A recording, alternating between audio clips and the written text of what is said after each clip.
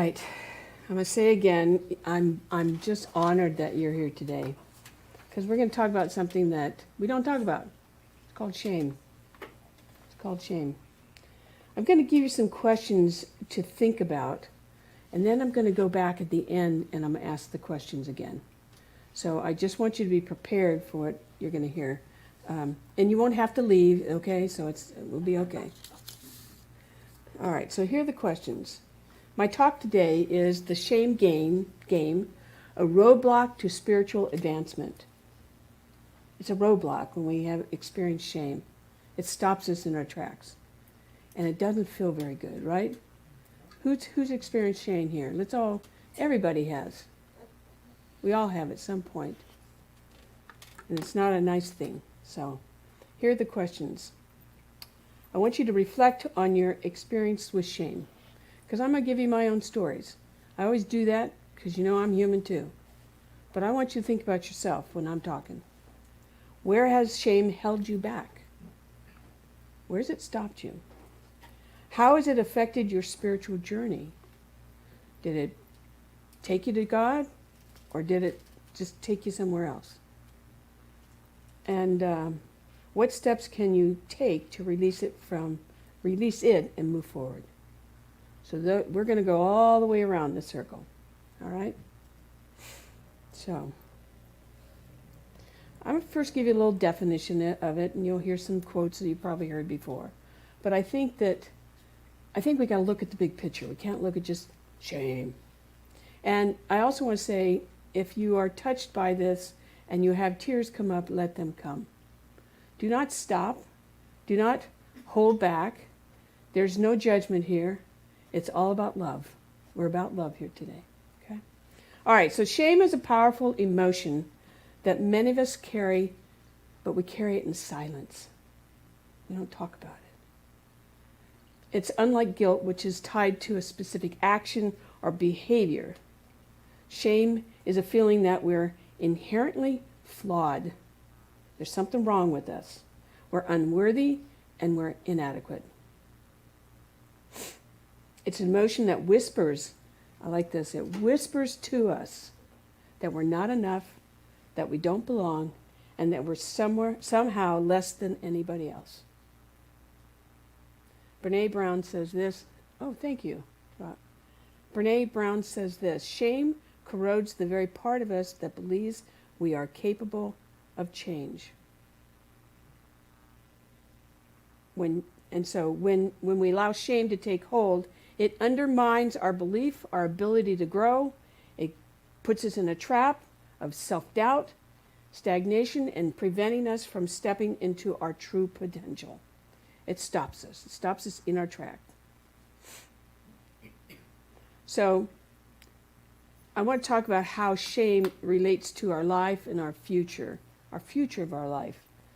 Here's the thing about shame. You weren't born with it. You were not born with it. It's something you learned. It's something you experienced. It's something that took you down a road that you didn't want to go and you didn't even know it was there. And you don't even sometimes know why. When I think of this, I think of when I used to play badminton. And I was pretty good at it. But when I went to San Diego State, there's this girl. They didn't like me. I never understood why. It's because I didn't fit in. And so she made fun of my last name. I hated that. It made me feel shamed. And I'm proud of my name. I'm it. You're it. You know what I mean? So it was like, wow. Why? It didn't make sense. You know, shame comes from different ways. It comes from our families. Anybody have family? I got a few of those. Co-workers. Jealousy. That was mine. Mine was jealousy. He was jealous of me. And I also put race consciousness because I think it's out there, but I think it's unconscious out there. So it's there, and we have to know that. It's out there because we're told that we don't live up to everybody's expectations. We're just okay. And the other one, which I think is really critical, is is it comes from us. It comes from within. We internalize a message and believe that we're unworthy. If you've been through a divorce, a breakup, a hurt, I know I have, and I went right into there. I'm not good enough. Why did they cheat on me? Why did they do this? I couldn't move past it for a long, long time. Carl Jung says this. I love this one. Carl Jung describes shame as soul-eating emotions. It takes it from us. It hurts. And our soul is lost for a while. Not forever, but for a while. So it's really important, and today is about learning about it, learning how to deal with it, and learning how to move past it. So it's important from this day forward that you recognize when it happens. You get it? You need to recognize when it happens. And you have to address it before it takes any root in your body. Your body is your messenger. It will tell you. It will say, that one didn't feel too good. I don't want that one. So let's talk about the spiritual consequences of shame. When we carry shame, it becomes a barrier between us and the divine. And I wrote this little extra. It says, it's like we question ourselves and our relationship with something greater. We question, why isn't God here during this time? But God's never gone. It's what happens inside of us that stops us. We feel unworthy of love, grace, and forgiveness. We feel unworthy. And some might say, and I love this, why should we feel good about ourselves? So we talk ourselves out of our good. Have you done that before? Yep, for sure. We hide ourselves back, fearing judgment or rejection, and we hold back. We stop who we are. And this actually stops us from moving into our full potential and for realizing that we're made in the image of God. Just what you said up here. We're made in the image of Spirit. We're perfect, whole, and complete just the way we are. But because it's something out there made us feel like we're not, we take it in. Today, I want you to stop it. It no longer has any power over any of you. I get chills when I say that.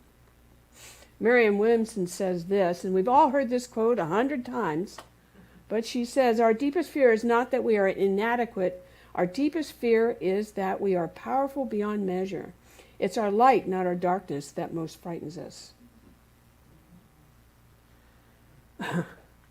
One thing I love about our center is that I get to know you and I get to see your lights. And you're out there sparkling all over.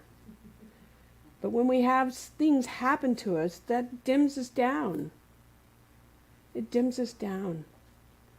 But to move through that, we have to, it's called spiritual advancement, requires us that we embrace our light, even when it's ugly. And I also want to say, it's okay when it's ugly that you have a different light. Sometimes we hold that different light back, like there's something wrong with this. And the truth is there's nothing wrong. I can remember many times talking to Reverend Sharon Hudson about whatever I was complaining about. I know. I think about it now. And I would say these things that I thought, I could never say. And I would we would talk for a long time. And then at the end I would say, I'm so sorry I told you all that. You know what she said to me? It's something that needed to be said. It's okay. So she didn't judge me about it, even though I had pretty deep opinions about things.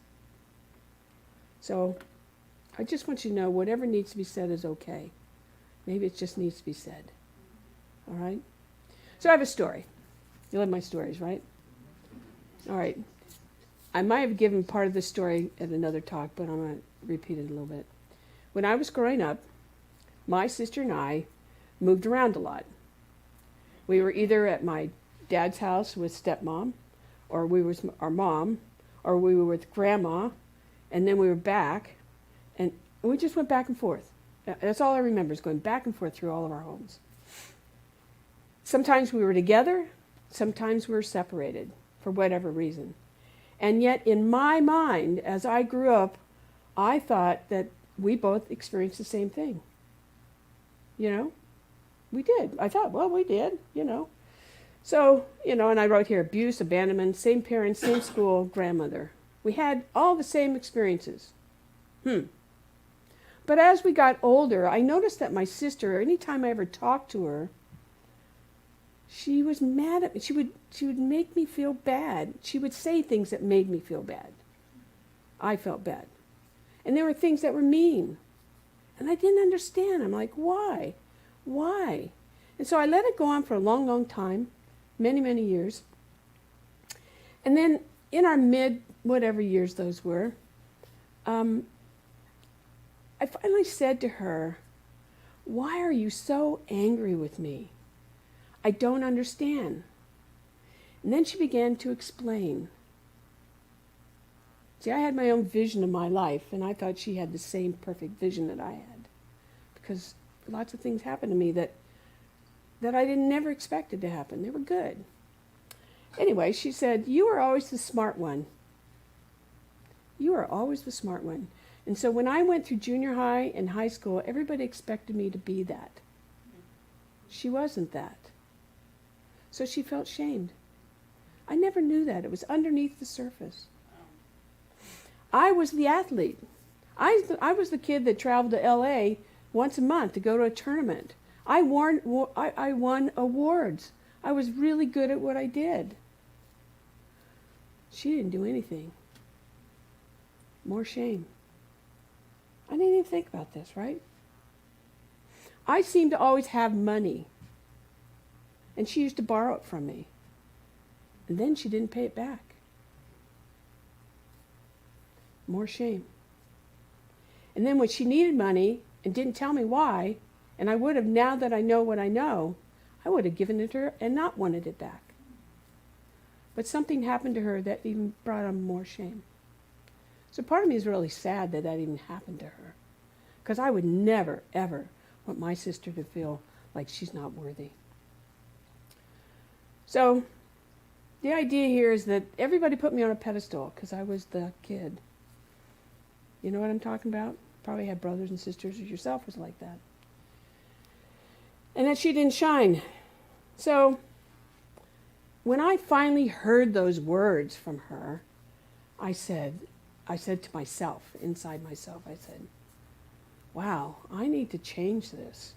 I need to tell her who she is. And so I did. I said, I want you to know you are a great mom. She had 2 beautiful young girls. You're a great mom. You have a home. You're stable. You have a good life. And there was a lot more that was said, but the point was, is I shifted from thinking that everything was okay to, no, you don't think you're okay. I want you to know you're okay. And if you need something, I'm here. I'm here. So I tell you that story because I think that happens a lot. It happens a lot to ourselves. Somebody else does something to us that makes us go there. Or we don't realize what we do to somebody else. So we just need to now become very conscious of this and be aware. So how do we break free from the shame game? We break free from the shame game by being aware. That's number 1. We have to be aware of our life. What's going on, who's doing what, and what's the reflection of that. And then I wrote, we must first recognize when we feel shame. You have to recognize it, and it's your body. Your body talks to you. And then understand the source. To me, that's the capturing part. We have to understand, why would somebody do that? Because there's some reason behind that. Jealousy. They think you're better than it. They want to control you. There's all kinds of reasons. But we need to know that, because the truth is, it's their stuff. Right?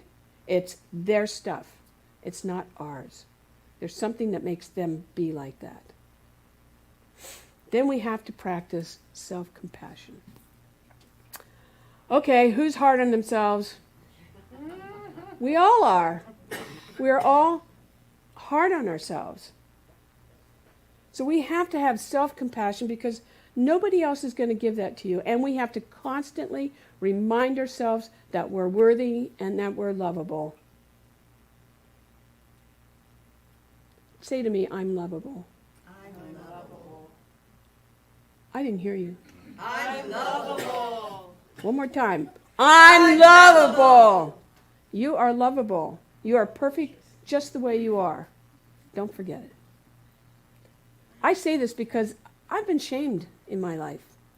I've been shamed to a place where I didn't think I'd recover. I was shamed when I created Om. I didn't think of it then as that. And it took me 10 years to forgive that person. And I worked hard at it because I knew that if I did not do the work, then I could not create a church or a center where people knew they were loved. And it just took me a long time. Just took me a long time. We have to be mindful and stay in the present moment. I know during my healing period, I would go backwards. I'd go back and I remember and then I get mad and then I feel bad and, the circle goes. But you have to stay present and we have to stop the negative talk. You know what negative talk is, right? Anybody have negative talk? Yep. I know when I have negative talk, I have to go get help. I just have to because I can't get myself out of it. It's just this loop. And we have to lean on community. I think community is really important. And, we offer internet streaming. This is seen later on. But being here together helps us to realize we're around people who love us, who don't judge us, who want us to grow, who want us to have a great life. Period. End of story. That's why you're here today. Because we like you. We care about you. We want you to have some free eggs. We let you bring your dogs. 2 dogs today. And they're being so good. So I put something together. Everybody has one of these, and we're going to go over this. It's a little bit like a class today, but it's really important. For those of you that are online, if you would like this, I'll email it to you. Just let me know. Some of this is a repeat of what I've already said, but I think you have to see it, really see it. This is for you to take home. If you find somebody does something to you that you feel like you're shamed, you can look at this. And if you're experiencing that right now, I want you to put it somewhere that it's safe, that you can look at it when you're feeling bad. Okay? All right, first one is practice self-compassion. Did I make this? I was thinking, no, I didn't. It's too big. Okay, self-compassion. Treat yourself with kindness and understanding that you would offer a close friend.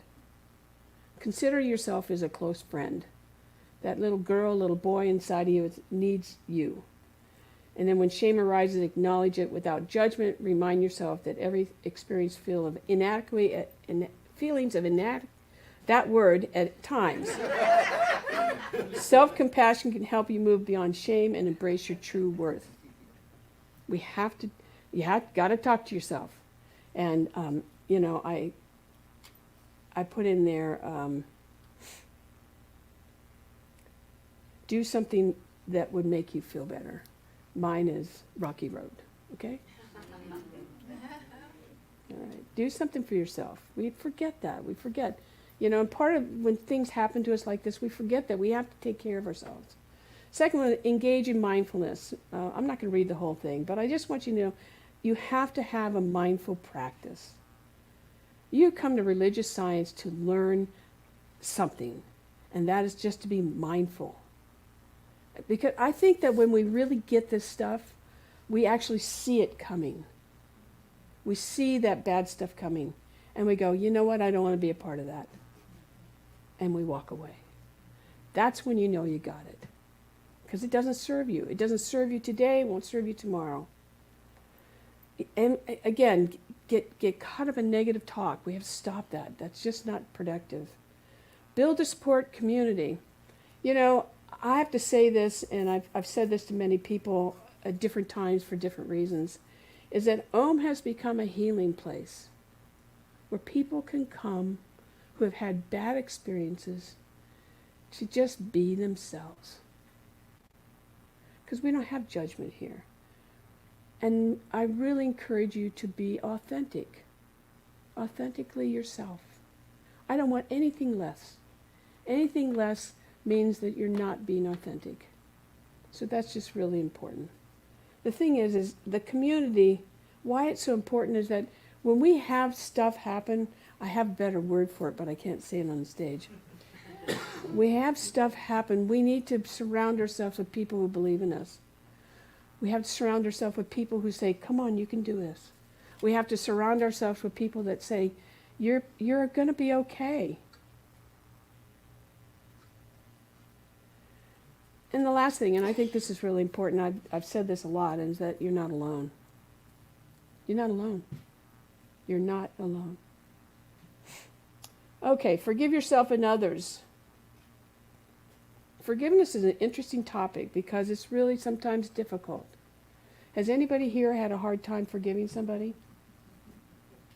More than once? More than twice? Down 3 times. Okay. It's hard. It's hard. But here's what I believe about forgiveness. And I learned this through my 10 years of working at it. There's going to be a day when you just can't. But you know you got to do something. So you do a little tiny bit. And then you do a little bit more. And then you do a little bit more. You start catching your words. You start catching your story. You start catching, I don't want to be that way. And then one day you wake up and go, why am I holding on to them? It's time to let go. And you do the prayer, you do the forgiveness, whatever that is, and it's gone. And then all of a sudden you feel free. You feel lighter. You feel like, oh my God, why did I hold on to that?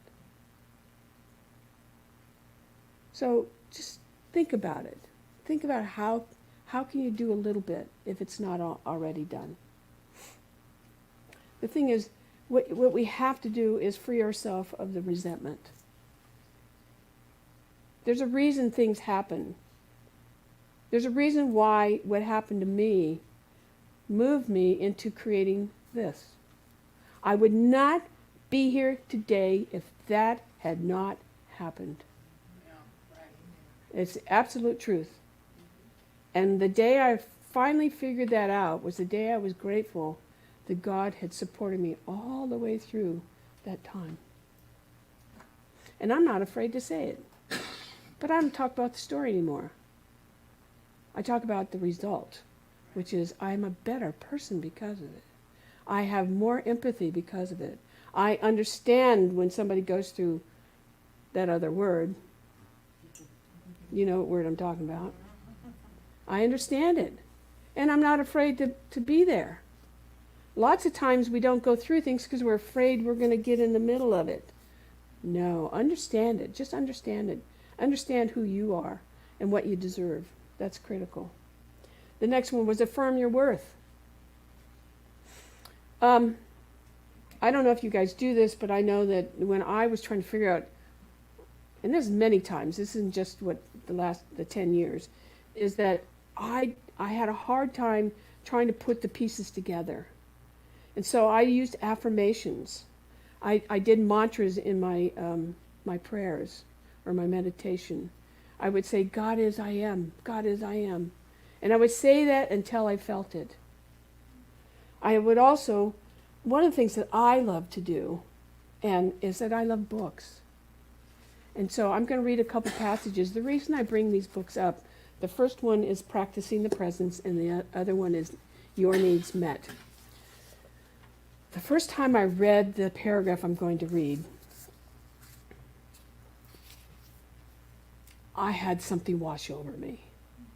I had this feeling of God in my room, in my heart, and I was okay. So I'm going to read it. It's called Spiritual Consciousness. This is the very first, page 15 of the book, if you ever want to get it. And if you need to borrow one, I probably got one in the back. Here's what it says. The secret of harmonious living is the development of spiritual consciousness. In that consciousness, fear and anxiety disappear, and life becomes meaningful with fulfillment as a keynote. The degree of spiritual consciousness which we attain can be measured by the extent to which we relinquish our dependence on the external world of form, that thing out there, and place our faith and confidence in something greater than ourselves, and the infinite invisible. I love that, the infinite invisible, which can surmount any and every obstacle. It is the awareness of the grace of God. Oh, I get chills thinking about this. I mean, it's like it moves in my heart. It moves in my body. I know this is the God speaking here. Another one. I do this on purpose to you. When I was going through ministerial school, you think, oh, you just go through school, you'd learn all this stuff. Oh, no. They turn every rock upside down, and you got to figure it out. And I can tell you, right? I can tell you that probably for at least a year, I woke up at 3 o'clock every night, and I was like, what is going on? I could not sleep. So I would get up in the middle of the night, and I would look at this book, or I'd find another book, and I would look at what is that's going on with me. And so I have 2 of them in here, but I'm just going to just do one. But I want you to know, this book, what's so cool about it is it has all these topics. Resentment, relaxation, prosperity, protection, pressure, pride, marriage, meeting situations, love, lots of love, loneliness, good one, lack, injustice, ideas, hurt feelings, health, guidance, futility, freedom, forgive the self, fear, oh my God, faith, facing life, envy, anybody have envy? Okay. Eyesight, enthusiasm, and I could go on and on. So it has many topics. It's probably one of the coolest books I've ever had, because every time I had to get up in the middle of the night, I would just open to a page. I just let it open. And then I'm like, well, that one doesn't fit. And I would open another page. And I would read this for at least a half an hour until I found the thing that was going on inside. We have to have things to support us. Community is one, but if community is not there, there are other ways. And it's not just by going, No? No. So here's one of them on strength. I have one on strength, and I have one on, where are you at? Blaming the self. Which one do you want to hear? Strength or blaming the self? Strength. Okay. Strength. And this, what I like about, it's by Jack and Cornelia Addington, is that they have a little bit of the Bible in there, and it kind of speaks a little Christian, but it's okay. We can interpret it however we want. Strength. The will of God in me is strength. The will of God in me is strength. I can do all things through Christ, which strengthens me. The will of God in me is strength, not weakness. As I turn trustingly to the Father within, I'm given the guidance I need, realizing that of myself I can do nothing. I cease my futile, limiting striving and confidently step out on faith in the omnipresent power that is extended to me. It is through you. The will of God in me is for my highest good, divine right action in my life and affairs. There is no power in conditions, situations, or personalities. All power belongs to God, Almighty God within me. I am through with limiting thinking, resulting in weakness and futility. I let the perfect will of God be done in me, that the almighty power of God may be expressed in me. The will of God is the strength, not the weakness. I can do all things through Christ, which strengthens me. And you could say, I do all things through God, which strengthens me. Whatever words you want to give it. That's powerful. That's really powerful. And then blaming of the self.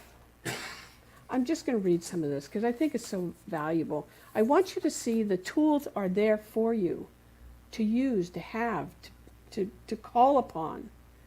They're there. That's what we teach here.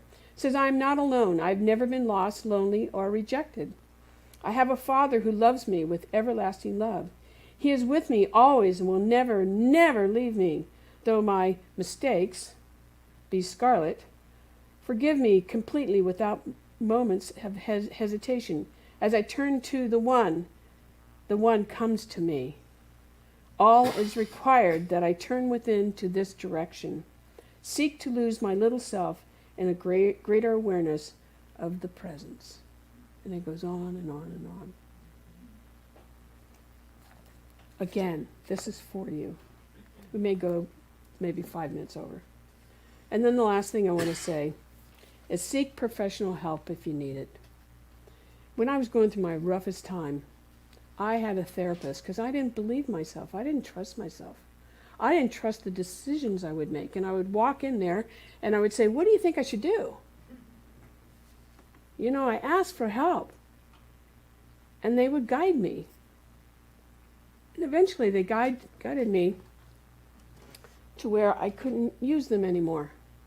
I think therapists are really important.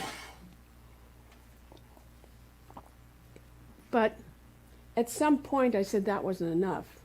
I needed the spiritual food. And so I started turning towards that. But if you're really struggling, get some help. There's nothing wrong with it. And there's so many ways you can get it now. Maya Angelou says this. I love this. Oops, I do have that. Should say, you alone are enough. You have nothing to prove to anybody. Isn't that cool? Say this, I have nothing to prove to anybody. I have nothing to prove to anybody. Come on, one more time. I want to hear this. I have nothing to prove to anybody. The only buddy you have to approve to is you. You.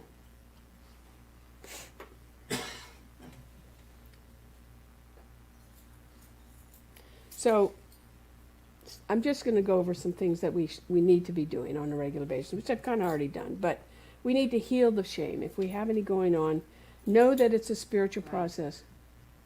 It's a spiritual process. It may take longer than you expect. It just does. Or you can say, I forget about it, but I don't want you to spiritually bypass it. That's the other part. So do things like meditation to connect with your true self.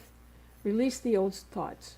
I used to do, I loved the practice I did. I had a book, and on one page I would write out all the nasty things I could say, all the ugly stuff that was inside of me, just so I could dump it. I call it dumping. And then the other page I would write a prayer that would tell me the truth about me. So come up with a practice that works for you. Again, read spiritual texts, come to Om. You know, one of the things that I really would love to see, and for those that are online, I know some people can't come, but there's something about having a large group of people together. There's an energy. And having you today, it gives me the energy to say the things that I need to say. So think about that. And then the one thing we always forget to do is to pray. Pray. Pray. And then I wrote down these things. I put self-care, do something nice for yourself. Again, we don't think about that. And then this is probably, I don't know. You know, we offer so many things during the week that offer this. And it's spend time in community that values your worth and reinforces who you are. You have to hear this often. You can't just sit around and think you're doing it by yourself. It doesn't work that way. The other thing is, I want you to start thinking about how you make the world a better place. How do you do that? What is your thing? What is it? Thich Nhat Hanh says this. He says, to be beautiful means to be yourself. You don't need to be accepted by others. You need to accept yourself. So self-acceptance is the key to healing shame. Accept yourself. I wrote this, I think it's important. When we embrace who we are, without judgment or comparison, we open the door to true spiritual growth. We open the door to God to come in. You know, I can remember being so shut down when I first did this. I think I've told the story before, that I was in a room about the size of that alcove right there. There must have been, there was a person in every little corner, and it was busy. And they asked me a question, they asked the class a question, what do you think of yourself? And when it came around me, I didn't have anything to say. I didn't have anything positive to say. And so the teacher stopped the entire class and said, all right, everybody who knows Suzette, everybody in this room, I want you to say something about Suzette. It was amazing. They said things to me I had never heard before. They said things to me that made me feel better. They said things to me that made me change. I walked out of there different. So it's important to be in community. Being by yourself doesn't work. And maybe you don't want to be there. But I'll tell you, when I knew I was going through all the stuff I went through, see, I almost said it. When I went through it, I said, I have to overload myself with God for a while till I embrace all of it. And so for 4 days a week, I did something that was spiritual. Go to church, take a class, did a workshop, or not a workshop, but a support group, and then I did my homework on one day from all the classes. I really did the homework, which means something, because if you don't really embody it, you don't get it. So do that. So I'm going to ask you the questions again. This is the conclusion of my talk. When has shame held you back? Just identify it. Look at the person that caused that. What's their stuff? How has it affected your spiritual journey? Has it stopped you? Or has it made you go more into it? For me, I went into it. I said, I got to know what the heck happened to me. I got to know why I feel this way. I don't ever want to feel this way again. And what steps can you take to release it and move forward? And it may be a while. But every day, there's 365 days in a year. Just do one thing a day. Within a year, you will have done 365 things for yourself. And if that one thing is just go have a pizza, go have Rocky Road, go, have a massage, then that's what you do. Because that's what we have to do to take care of ourselves. And I don't know what you need, so I can't give it to you. Only you can give it to yourself, because nobody else is going to give it to you. Nobody. Nobody but you.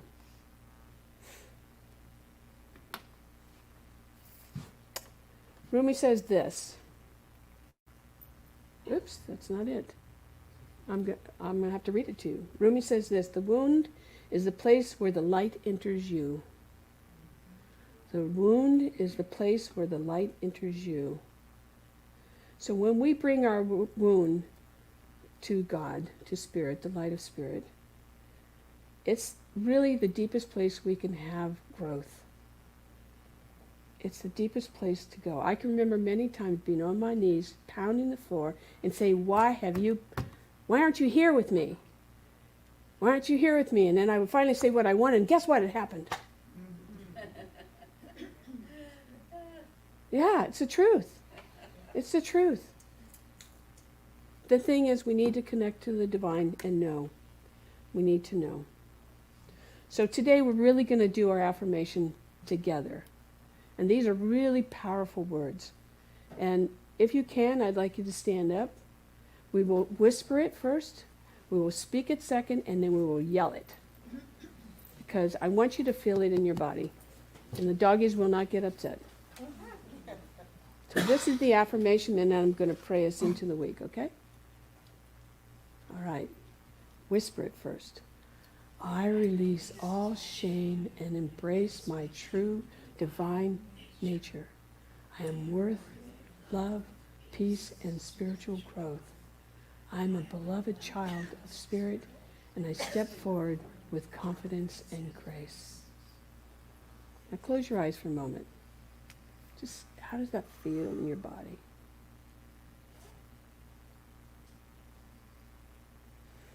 Take a deep breath in and let it out. Let's say it in our normal voice. Ready? I release all shame and embrace my true divine nature. I'm worthy of love, peace, and spiritual growth.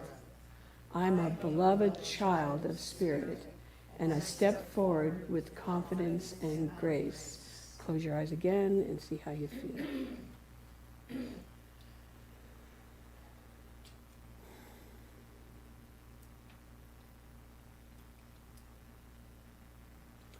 And this time you get to yell it. Really say this to yourself, because this is really important. Ready?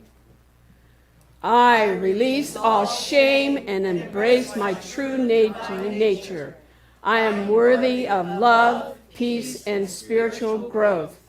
I am a beloved child of spirit, and I step forward with confidence and grace.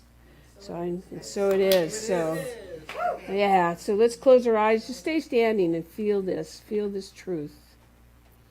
So as we go forward from this sacred space, I ask you to carry forth the light of truth, the power of love, the peace of spirit. Walk in awareness of your divine nature, free from any shame and open to all the blessings of the divine, to know and hold your truth. Hold that in your heart. Know that you are that divine child of God, and you are deserving of all the greatness that is there. Claim that. Claim it now for yourself. Know that truth and claim it. And so I'm just grateful for that truth. I'm grateful that each one of you have come today to specifically hear this talk.